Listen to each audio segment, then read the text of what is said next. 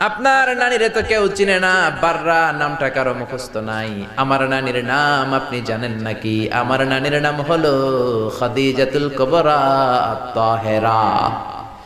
একটা মহিলাকে আরশের উপর থেকে আল্লাহ সালাম জানিয়েছেন, ওই মহিলাটাই আমার নানি খাদিজা।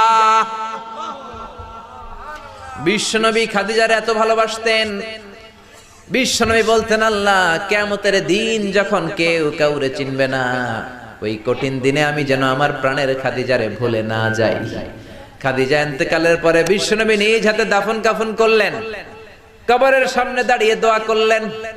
দোয়ার পরে সব সাহাবীরা ঘরে ফিরে যায়।